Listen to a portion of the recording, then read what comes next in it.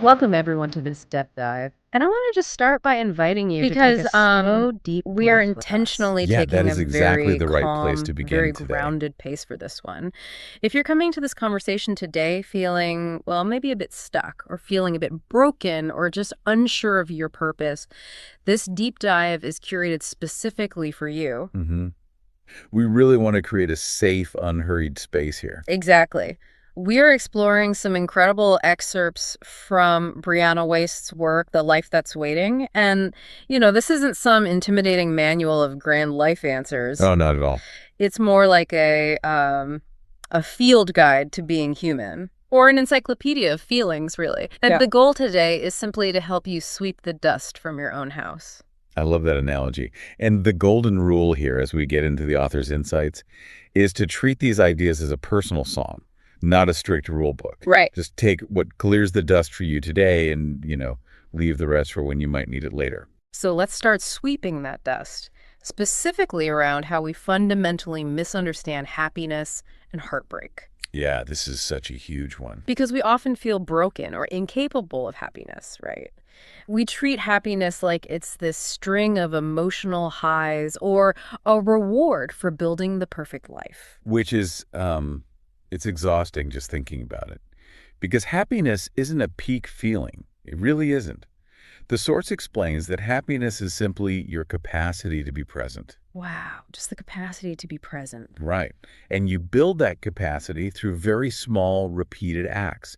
Things like just resting, or cleaning a surface in your kitchen, or maybe answering just one difficult email. But here's where it gets really interesting. The source points out that if we are used to living in a state of high stress, calm can actually feel profoundly unsafe. Our nervous system pulls us right back toward familiar chaos. Exactly. Your brain is a prediction machine, so predictable chaos feels safer than unpredictable peace. Which makes me wonder if our nervous system actually prefers familiar stress over unfamiliar calm.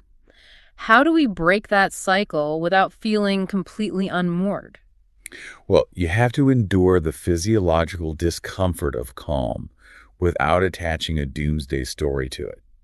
You notice your heart racing, but you just treat it as a physical symptom. You just sit with it. Yeah, you sit with it until your brain registers that you're actually safe, which naturally brings us to the concept of heartbreak. Right, the ultimate disruption of what's familiar. Exactly. The grief of heartbreak is so intense because something deeply meaningful was lost. But the text offers such a gentle reframe here. Good things don't usually just fall apart. They often end because they couldn't grow with you anymore. Oh, that's beautiful. Right. It's not a punishment? No, not at all. It's a redirection. Man, when that redirection happens and a chosen path suddenly feels wrong, we completely lose our sense of certainty. We really do. And in that really vulnerable, unsettled state, we usually look around at what everyone else is doing. We fall right into the trap of comparison. Yeah, chapter 3 synthesizes this perfectly. What felt right in the past but now feels wrong, that isn't a mistake. It was simply a path that met you at the level you were ready for back then. And now, well, you've just reached a completion point. So letting go of that old path is actually a profound act of love for your own growth. But comparison feels like such a quick fix for the panic of letting go, right? We think it's giving us motivation, but it's this false game that always turns on you. Always. And the root cause of why we do it is so revealing. We only rely on comparison when our own life doesn't feel full. When we feel disconnected from ourselves, we try to borrow someone else's map. It sounds like comparison is just putting a fresh coat of paint on a crumbling wall.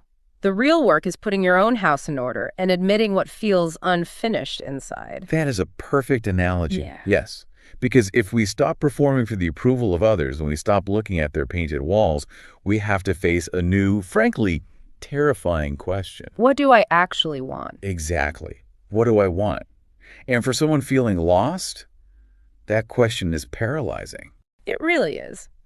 But I love the gentle advice the source offers here. When you feel totally lost, don't try to map out a 10-year plan. Just start with tiny proofs in your day. Right. Small things. Yeah, like the specific coffee cup you always choose from the cabinet. Or a random image that makes you smile. Because our wants are these quiet nudges, they aren't these shouting voices. No, they're very subtle.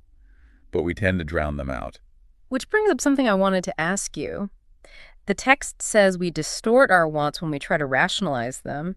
Does that mean if I'm agonizing over a giant pro and con list for a life choice, I'm probably overriding my inner compass? Oh, almost certainly, yes.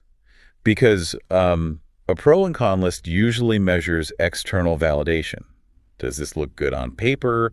Will people be impressed? Right, the social currency. Exactly. But your true inner compass doesn't care about social currency. If you have to fiercely debate yourself into wanting something, you probably don't actually want it. Wow, that is so clarifying. It is. And it ties directly into how we define our purpose.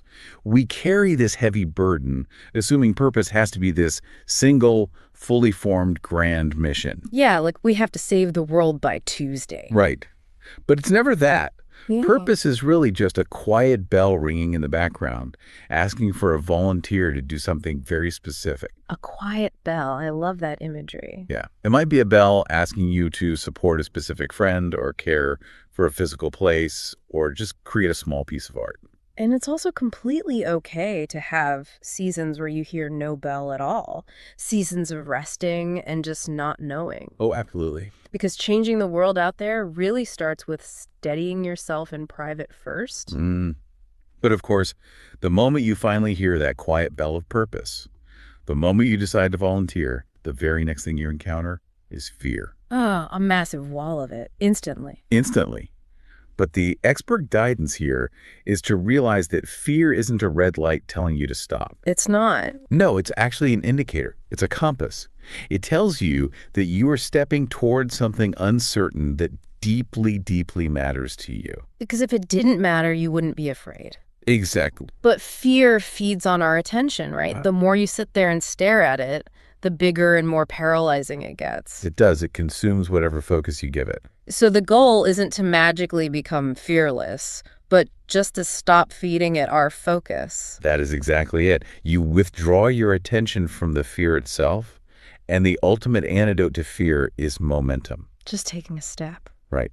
You take one small, everyday action to restart your momentum.